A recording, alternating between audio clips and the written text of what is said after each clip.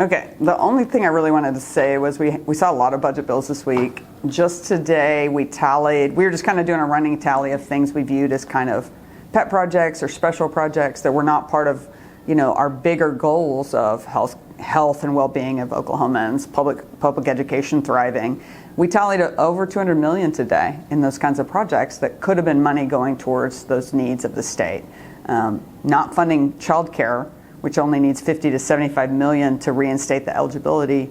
Meanwhile, we're letting a lot of roads projects jump the line in terms of the 8-year plan. We're letting other things get in front of that. And so just a general concern about our responsibility and the focus of our priorities in the budget today. What do you all want to talk about? There was, this is my story for the day, people listed in a petition against State Question 843, which is the property tax, getting rid of it.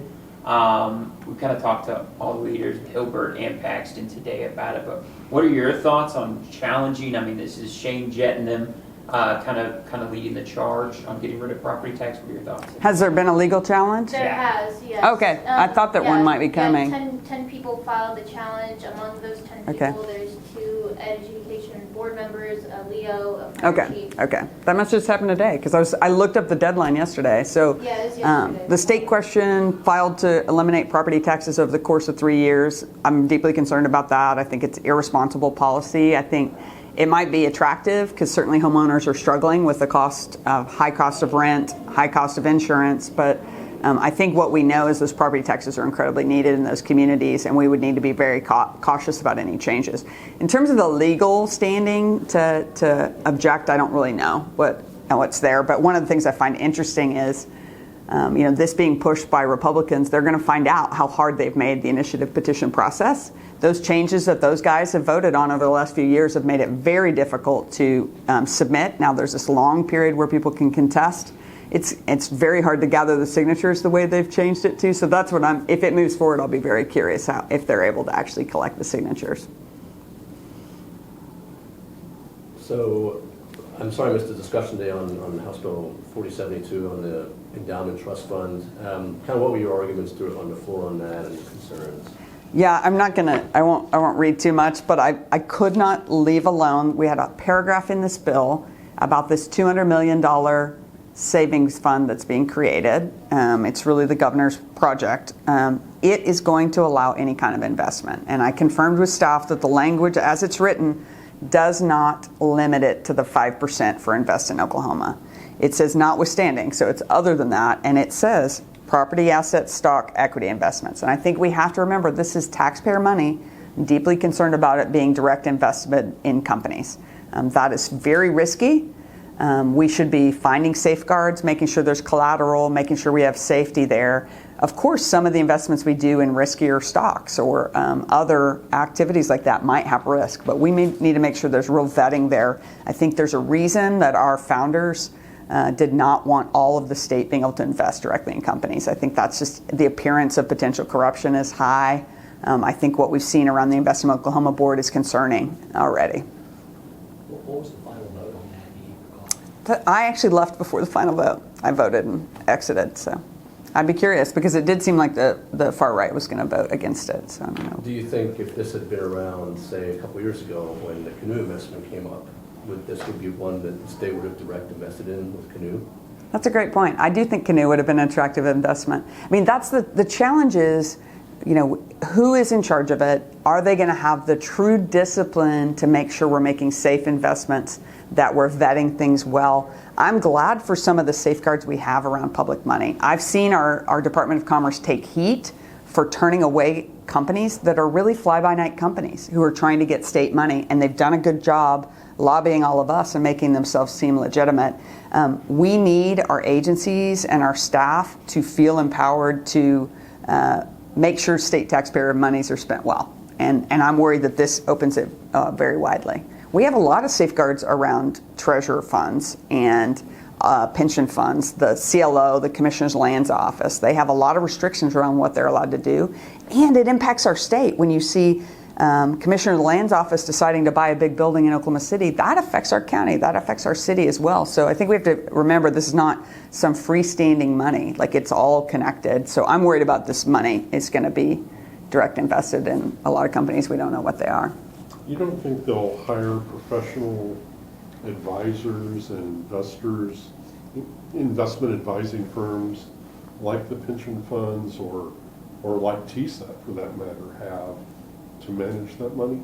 In terms of management, it really depends on what their certifications are and what their compliance is. So I met with some people yesterday who work on the Rural Jobs Act that Oklahoma passed, which are tax credits for investments in rural companies.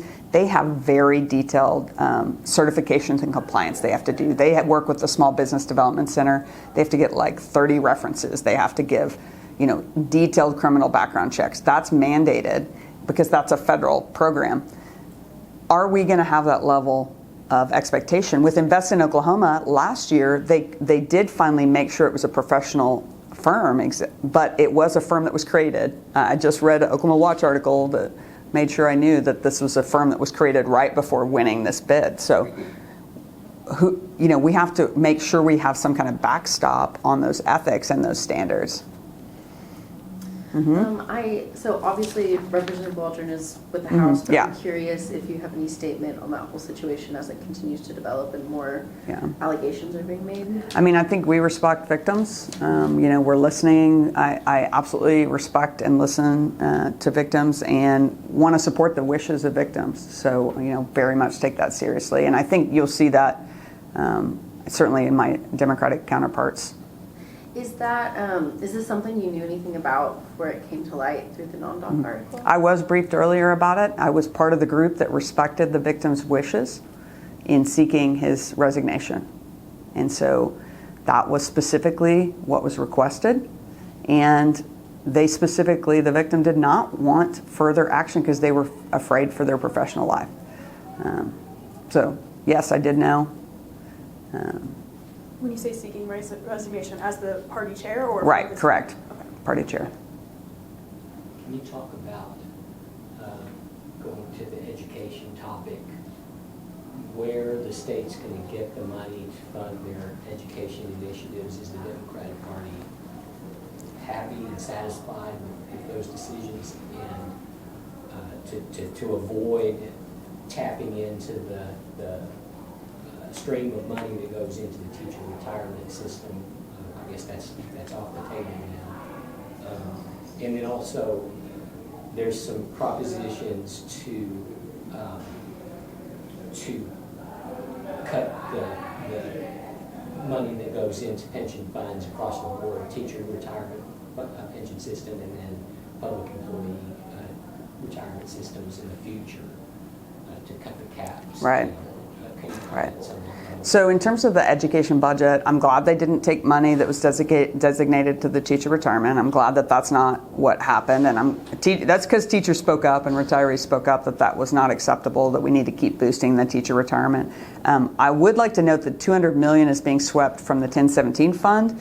So of the increases happening, I mean, we're still seeing a lot of that coming from apportioned money. So it's already designated money. I'd like to see more funds going into our schools. We don't have extra funds going into the formula. It's pretty much all earmarked, and so that's a concern. When it comes to the state employees, I mean, I have too many state employees in my district not to say, if we're going to take money away that the state has been committing to as part of our HR costs, that money should go back to HR costs. I really feel strongly that money should have been applied to state employee raises. Our employees have not had across-the-board raises in, I believe, 9 years. And that is a concern. When we have 20% of our state employees turning over, that makes it harder to provide the right services. It also costs our state a lot. And just a quick example is I met with judges lately who work with youth who might be taken away from their parents permanently, who are having their cases delayed because they get new child welfare workers every 6 months, and then they have to restart the process. So we're not getting permanency for the kids. We're not getting parents able to work those plans, and that's that turnover. We really need to apply those funds to state employee raises. No one's getting rich on working in state employment. Well, maybe there's a few agency directors that are, but most of our state employees are just working because they believe in providing that public service and they want stable jobs. What we've seen is we're continuing to ignore the need for raises, put that money elsewhere. They didn't put that money towards state employees at all. I'm glad for the longevity increases that Senator Hall put forward, but that's just not enough. We're more than 50% behind the market.